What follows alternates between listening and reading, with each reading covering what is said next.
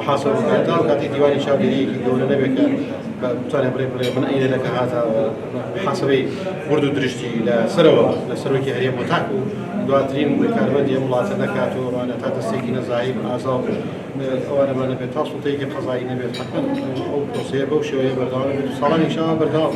جرى حسب كنترولي إذا كان يكون بيسج لا حزب يجدا جروب دروز جروب برجمة كان دروز ممكن حزب يشكوري جرى ما هو حزب لدولة وحكومة جورة الرأس إيش حزب لحكومة ولا إصلاح جورة البرلمان لا حزب يشتا إيش جروب يتر دروز بوكلا حزب الخودي حزب جاش جورة الإسلام لا رزاياتي دروز كلنا خودي حزب كان يجاب زور برياليتي كذا اللي هو